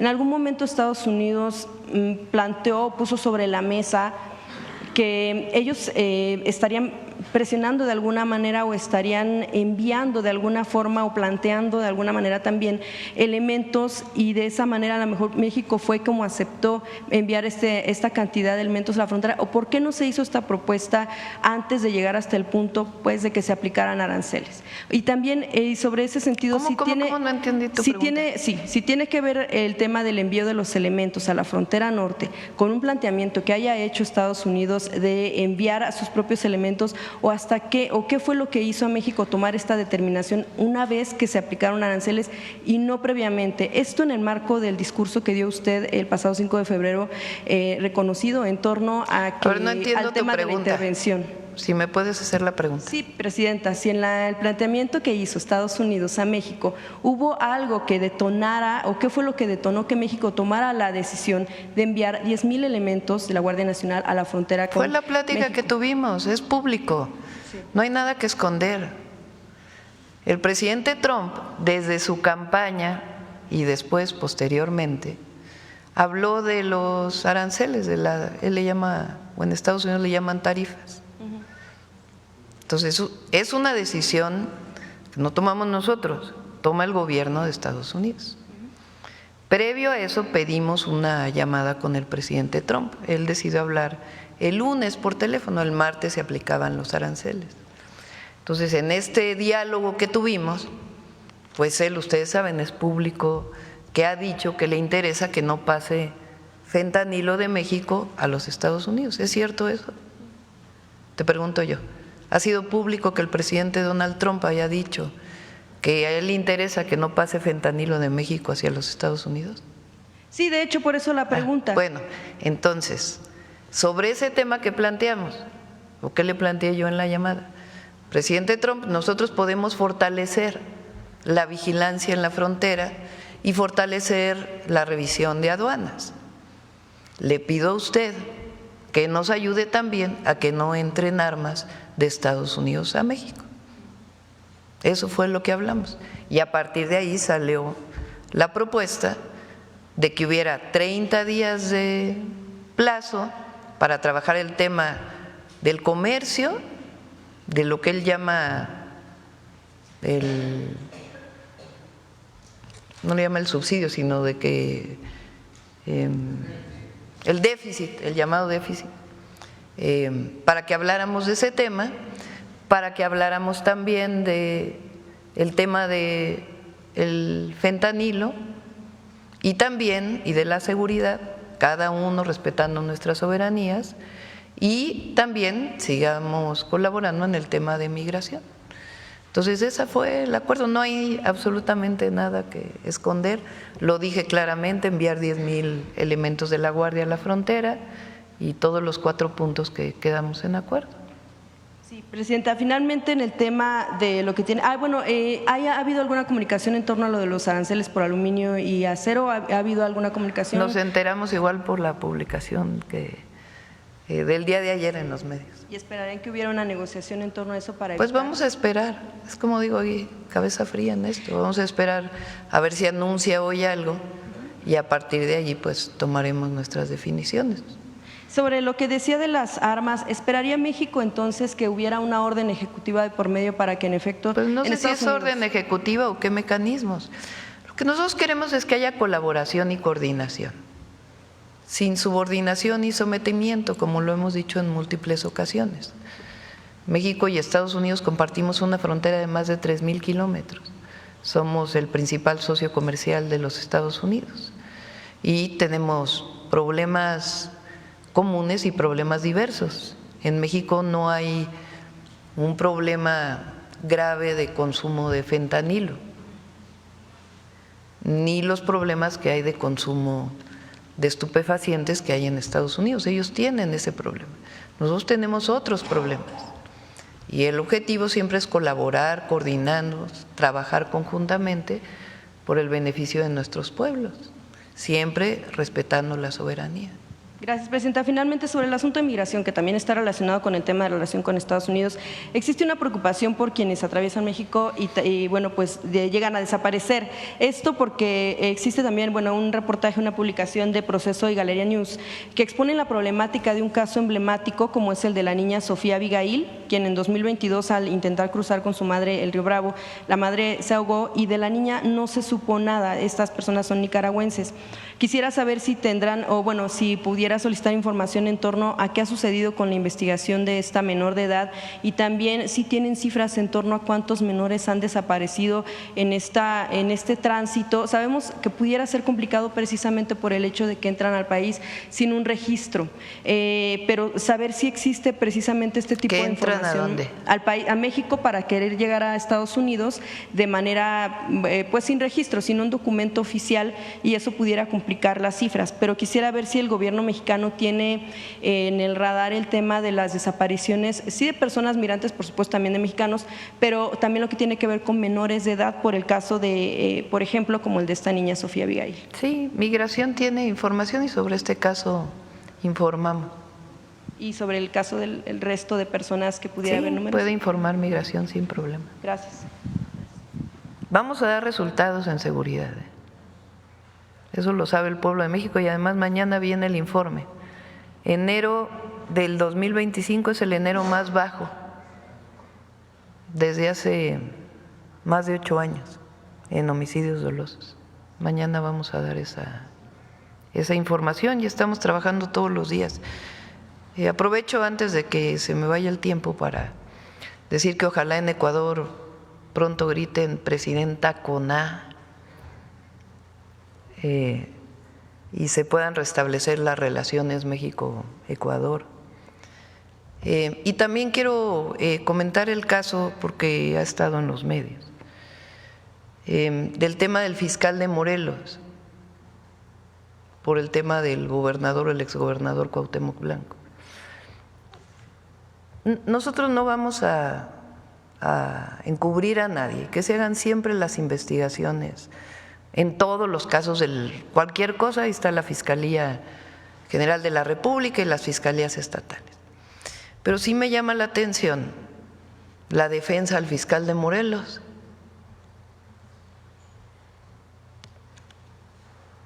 O me llama la atención que el fiscal de Morelos, después de haber estado 6 años, ¿o cuánto estuvo? 7 años, ¿cuánto estuvo? A ver, cuenta en cuánto tiempo estuvo. Los 4 últimos días, entonces sí, no sé cuántas carpetas de investigación contra el exgobernador. Que se investigue, yo no, pero ¿no les parece extraño que después de 7 años de haber estado, 4 días antes, cuando ya sabía que lo iban a desaforar por el caso de un feminicidio que él ocultó, de pronto salen un montón de carpetas de investigación contra el exgobernador? Ahí nomás lo dejo sobre la mesa porque no, y que se investigue, no debe investigarse siempre, pero ¿no les parece raro? Y que ahora toda la comentocracia a favor del fiscal de Morelos.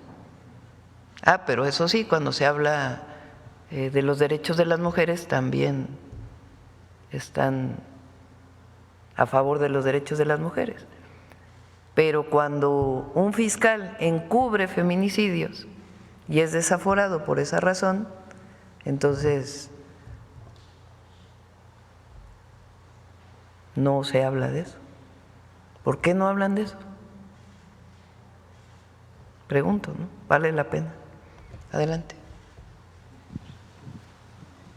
Buenos días, Presidenta. Yujel Carolina, de Código Libre. Presidenta, hablando del tema de las mujeres, el INE podría determinar vacantes las plazas judiciales en las que ninguna mujer sea electa y mandarlas a renovar hasta las próximas elecciones, a fin de garantizar la paridad de género en la elección judicial.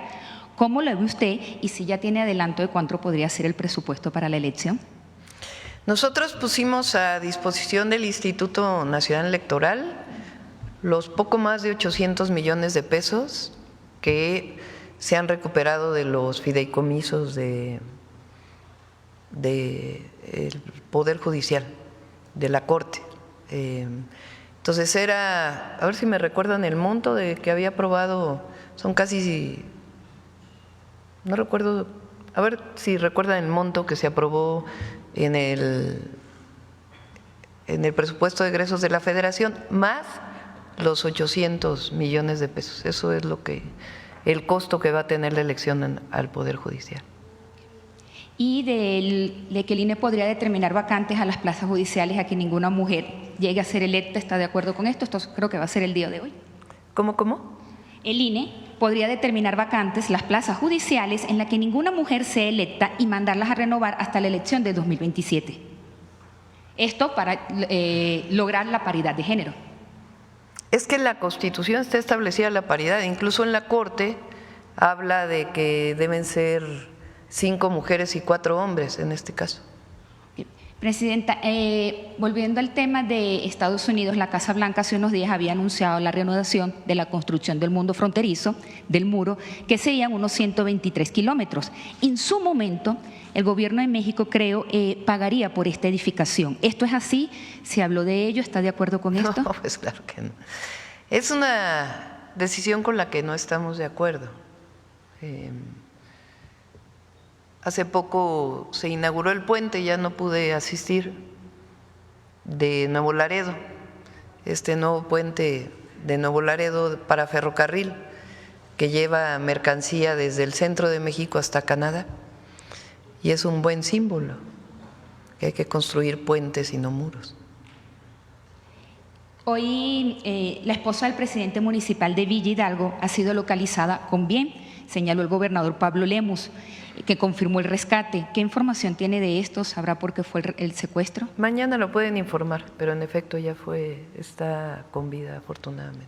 Ok, y entonces vamos a esperar ya que diga, con estos aranceles que se va a aplicar el 25% del aluminio, que va a hacer el gobierno de México, vamos a esperar al anuncio.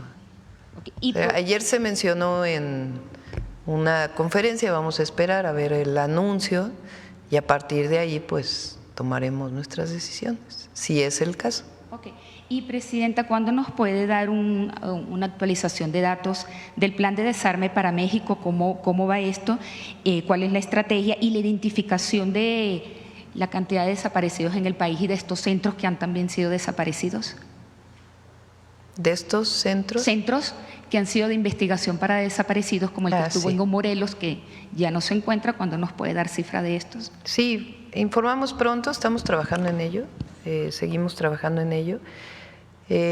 Y la primera era sobre, dijiste, los centros. A la fecha son más de 600 armas que se han recuperado y le pedimos que mañana se dé la información, que es Gabinete de Seguridad. Gracias. La última por acá. Gracias, buenos días, Presidenta. Citlali Guerrero, de Bajo Palabra. De acuerdo al diagnóstico operativo de salud mental y adicciones realizado en 2022, el 19% de la población mexicana presenta un tipo de trastorno mental, que van de leves, moderados y extremos. Y en contraparte, solamente se contabilizaron en México 4.393 psiquiatras, con una tasa estimada de 3.68 por cada 100,000 habitantes. Es decir, que menos de 5,000 psiquiatras atienden a casi 25 millones de mexicanas y mexicanos que padecen algún tipo de trastorno mental. Y por otro lado, en 2022 se aprobó que no se crearían más hospitales psiquiátricos en el país y que la atención de psiquiatría migraría a hospitales generales. En 2024 apenas se abrieron 140 camas sensables destinadas para pacientes. Preguntarle, Presidenta. A ver si tienen la tabla de lo que presentó el doctor Kersenovich hace un tiempo del número de centros de salud y hospitales que tienen atención para salud mental. Sí, en 2024 apenas abrieron 140 camas sensables, ¿no? Preguntarle, Presidenta, ¿qué estrategias, proyectos o programas tiene considerado para atender a esa población cada vez más creciente que requiere de esta atención especializada? Y preguntarle si usted consideraría el tema de salud mental y emocional sea un eje transversal en sus políticas públicas, así como lo fue en su momento el tema de género. Sí, bueno, es distinto, ¿no? El tema de género, de salud mental. Pero sí hay un programa especial de Secretaría de Salud, desde la prevención hasta la atención. Ese día que se presentaron adicciones, ese día, y ahí se presentó el número de centros de salud que atienden a personas con algún problema, pero sí es un problema indispensable de atender. Gracias, Presidenta. Y bueno, si bien es cierto, como usted informó, México no presenta problemas de consumo de fentanilo, pero sí presenta una alta incidencia de consumo de alcohol. En la encuesta nacional de consumo de drogas, alcohol y tabaco en 2017, el Instituto Nacional de Psiquiatría, Ramón de la Fuente, lo consideró como el uso de sustancia más extendida en el país, con graves consecuencias sociales y de salud, y ahora de fácil y normal acceso, donde se pueden conseguir en las tiendas de convivencia a precios muy baratos. Preguntarle, Presidenta, si estas bebidas alcohólicas están registradas por COFEPRIS y si tiene considerado también una estrategia focalizada para atender en México el consumo del alcohol, ya que regularmente cuando hay presencia de alcohol en casa hay problemas de violencia familiar que derivan en afectaciones de niñas, niños, jóvenes, quienes terminan consumiendo otro tipo de drogas. La droga que más ha aumentado, de acuerdo con distintas fuentes, es el consumo de metanfetaminas. Ahora, después de fentanilo, vamos a ir a una campaña muy importante para metanfetaminas, que es, pues además, una droga también que genera mucha adicción, una droga química producida además con pues una cantidad de sustancias podríamos decir hasta venenosas, que generan muchos problemas de salud. Entonces vamos a ir a ese tema y a todos los temas de atención a las adicciones. Estos son el número de camas y de capacidad instalada, primer nivel, y centros comunitarios, hospitales generales, que se tienen a la fecha de las distintas instituciones. Gracias, presidenta. Bueno, el magistrado presidente del Poder Judicial del Estado de Guerrero, Ricardo Salinas, ha dicho que si bien es cierto están homologando los trabajos para las elecciones del Poder Judicial, por falta de recursos económicos no puede realizarse en las elecciones para elegir jueces y magistrados este año en Guerrero. Y está proponiendo que se haga hasta el 2027. En contraparte, el diputado Pablo Amílcar Sandoval está proponiendo replantear el presupuesto en el Estado y empatar las elecciones federales con las estatales para que las dos se realicen en junio de 2025, como está previsto. Preguntarle su opinión al respecto. Es una decisión del Congreso de los Estados. La Constitución establece que en el caso estatal lo pueden realizar en el 2025 y el 2027, mitad y mitad, como va a ser a nivel federal, o llevárselo todo al 2027. Entonces depende del Congreso de cada estado. Gracias. Por último, presidenta, el senador Manuel Añorbe Baños declaró en medios en Guerrero que las iniciativas enviadas por usted el 5 de febrero sobre la no reelección y contra el nepotismo podrían no jalar porque partidos aliados a Morena están inconformes porque afectan algunos intereses personales. Y este fin de semana el senador Félix Salgado dijo que apoya la iniciativa, que usted la envió tal cual, pero que hay una controversia, que hay algunos que están pidiendo que las dos iniciativas entren en 2027 o que las dos iniciativas entren hasta 2030. Preguntarle la qué iniciativa opina. que envié en el caso de nepotismo es para el 2027, porque digamos que no afecta a alguna persona que haya sido elegida en el 2024. En el caso de reelección la mandamos al 2030, porque un diputado actual pudo haber pensado que tenía la posibilidad de reelección. Esa es la propuesta que enviamos, ya dependerá de los congresos. Entonces, en el caso de nepotismo, 2027, y en el caso de reelección, a partir del 2030. Eso significaría que quien fue elegido, electo en el 2024, tendría la posibilidad de una reelección. En el caso de nepotismo, pues es a partir del 2027. Jalar porque sus aliados están inconformes, el PT y el Verde. Pues vamos a ver cómo, yo creo que todos van a estar de acuerdo, porque el pueblo de México está de acuerdo. Muchas gracias, vamos a cerrar porque ya se hizo muy tarde con humanismo mexicano.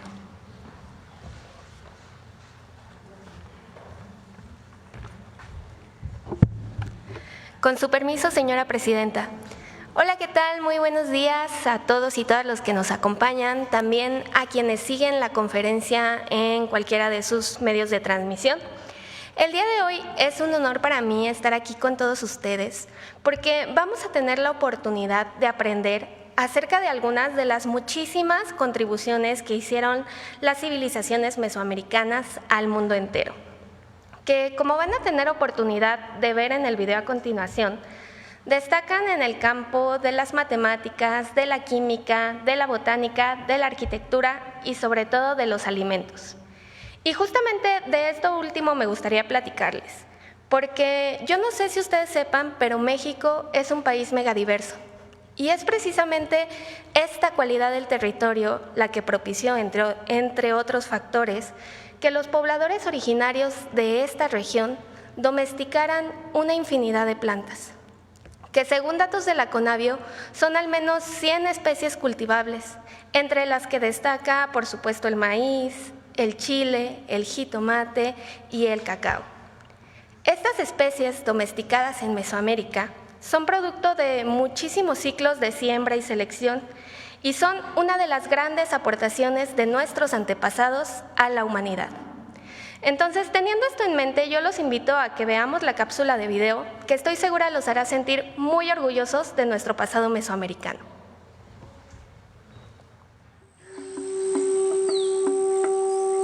Las culturas mesoamericanas desarrollaron grandes avances científicos en matemáticas, ingeniería, arquitectura, herbolaria y agricultura. Esto les permitió crear grandes ciudades, crecer demográficamente y tener una organización social basada en la comunidad y una relación armónica con la naturaleza, principios esenciales del humanismo mexicano. Para escribir estos conocimientos y transmitirlos de generación en generación, los pueblos mesoamericanos desarrollaron el uso de la corteza del jonote para fabricar el amate. En esta superficie escribieron los códices de memoria. Gracias a estos códices, tenemos una ventana a las maravillas del conocimiento de Mesoamérica.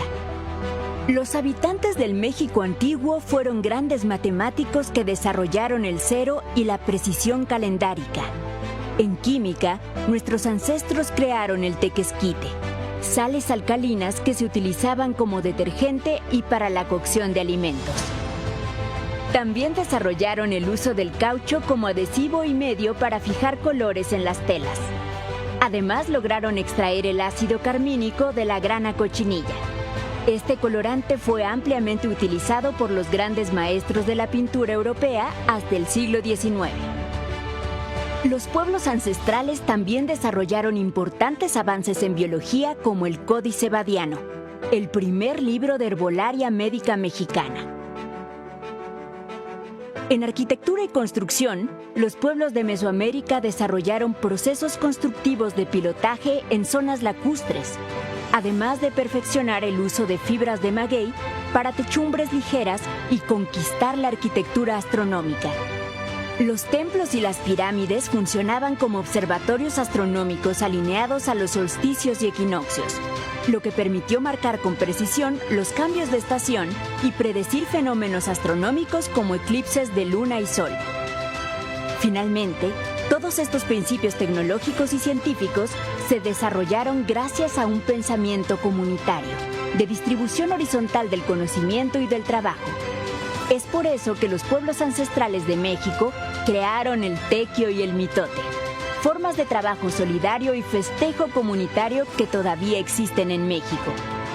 La permanencia de estos desarrollos tecnológicos en el mundo contemporáneo demuestran cómo el humanismo mexicano tiene raíces profundas en la milenaria historia de nuestro país. Nuestro pasado vive y vibra en el presente. Por eso, nunca dejaremos de celebrarlo. Bueno, pues como pudimos ver en el video, nuestro pasado milenario es motivo de orgullo. México es una potencia cultural con muchísima historia, en cuyo territorio se han desarrollado importantes civilizaciones que hicieron grandes aportes a la humanidad. Es momento, creo yo, de ser conscientes de ello, de valorar toda esta sabiduría ancestral que nutre al humanismo mexicano, el cual se desarrolló en lo que a partir del siglo XVI fue conocido como la América Mexicana. Muchas gracias, Presidenta. Gracias. Buen día.